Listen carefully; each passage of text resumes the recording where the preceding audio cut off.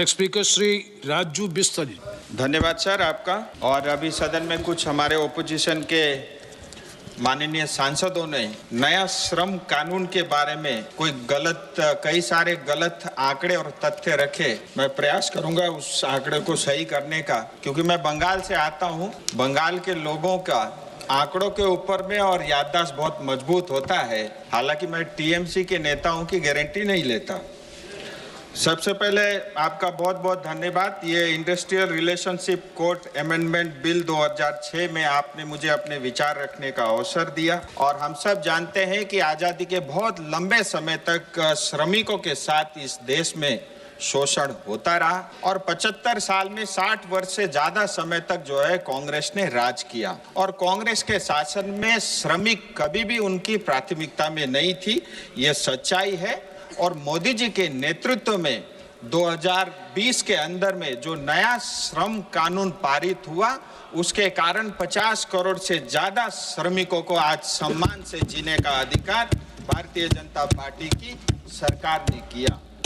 ये जो पहले जो श्रम कानून था, करीब 29 अलग अलग तरह के कानूनों का जंजाल था, उसको जो है 4 कानूनों में समाहित करके code on wages, code on social security, the occupational safety health and working condition code और चौथा द इंडस्ट्रियल रिलेशन कोड, ये 4 नए कानून इसी सदन में पारित हुआ। और इसके कारण जो है श्रमिकों को अनेक फायदे हुए। अभी बहुत सारे यहाँ गलत जानकारी रख रहे थे। कुछ जो फायदे श्रमिकों को हुए हैं मैं वो आपके समक्ष रखना चाहता हूँ। इस नए कानून के अंदर में गारंटी दिया गया है कि टाइमली जो है आपको वेजेस मिलेगा और नेशनल लेवल पे जो है एक फ्लोर वेज होगा और कोई भी जो मिनिमम वेज है उस फ्लोर बिल से जो है फ्लोर वेज से जो है कम श्रमिकों को नहीं दिया जाएगा। और इस नए कानून के अंदर में श्रमिकों को अपॉइंटमेंट लेटर की गारंटी भी दी गई है और महिलाओं के लिए इक्वल काम के लिए इक्वल पे की भी व्यवस्था की है और 50 करोड़ श्रमिकों को सोशल सिक्योरिटी की गारंटी दी गई है और ग्रेच्युटी भी मिलेगा जो फिक्स टर्म एम्प्लॉय है उनके लिए। और गारंटी ये भी दी गई है कि जिनकी आयु 50 से ज़्यादा है उनको एनुअली हेल्थ चेक होगा, वो भी फ्री में, और ESIC का कवरेज जो है सभी को मिलेगा। और इस नए कानून से मैं बंगाल से आता हूँ, दार्जिलिंग से आता हूँ, विशेष करके हमारे दार्जिलिंग के चाय बागान और सिंखोना बागान को बहुत लाभ होगा। मुझे ये बताते हुए बहुत दुख होता है कि आज पश्चिम बंगाल में अनस्किल लेबर के लिए भी मिनिमम वेज जो है 350 रुपये है, लेकिन प्लांटेशन लेबर एक्ट के अंतर्गत जो है चाय बागान में काम करने वाले श्रमिकों को मात्र 250 रुपये मिलता है। और इस नए कानून के पारित होने के बाद कम से कम 350 रुपये जो है उनको भी अपना अधिकार मिलेगा, वेज मिलेगा। और इस नए कानून में प्लांटेशन लेबर एक्ट 1951 को भी हटा दिया गया था, क्योंकि ये अंग्रेज का बनाया हुआ कानून ऐसा था जो श्रमिकों को कई सालों से लूट रहा था। और इस कानून को भी इस नए कानून में जो है समाहित कर दिया गया और टाइमली उनको पेमेंट मिलेगा और ग्रेच्युटी भी मिलेगी और चाय बागान में बोनस के लिए हर साल आंदोलन नहीं करना पड़ेगा। ये नए कानून की खासियत है।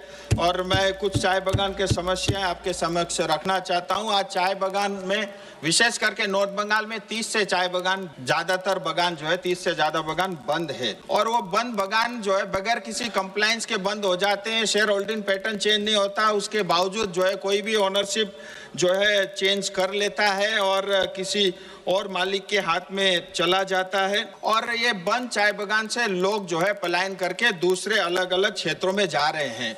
उसके कारण जो हमारे वहाँ के लोकल बासिंदा है वो पलायन करके जा रहे हैं और टीएमसी सरकार बड़े आसानी से जो है रोहिंग्यास और बांग्लादेशी घुसपैठियों को चाय बागान में बसा रही है। इनको बहुत तकलीफ होगा, मैं आपको बताना चाहूंगा। लॉर्ड कर्जन ने ज्योग्राफी के आधार पे पश्चिम बंगाल को बांटा था, टीएमसी और ममता दीदी डेमोग्राफी के आधार पे पश्चिम बंगाल को बांट रही है। और उसकी सच्चाई में आपके समक्ष रखना चाहूंगा। आज चाय बागान के अंदर में 30% जमीन जो है मालिकों को दे दी गई, होटल और रिजॉर्ट बनाने के लिए, लेकिन चाय बागान दार्जिलिंग के चाय बागान 1860 के हैं और इतने साल होने के बाद भी चाय बागान के श्रमिकों को जमीन नहीं दिया। उनके साथ जो है ये मनमानी टीएमसी सरकार लगातार कर रही है और आपके माध्यम से मैं चाहता हूं ये जमीन हमारे अपने पुरखों की है और इन जमीन पे हमारा अधिकार है, ये जमीन हमको मिलना चाहिए। और पीएफ, मैं आपसे डरने वाला नहीं हूं, आप धमकाओ मत, आप धमकाओ मत।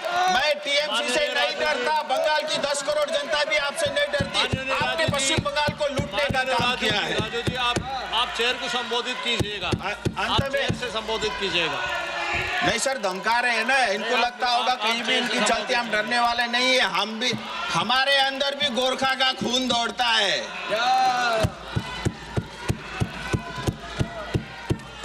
सर, मैं आपको एक और अहम मुद्दा आपके समक्ष रखना चाहूंगा। इसी सदन में 2023-24 के बजट सेशन के दौरान 1000 करोड़ रुपए मोदी जी ने चाय बागान के श्रमिक, विशेष करके महिलाओं और बच्चों के लिए आवंटन किया था।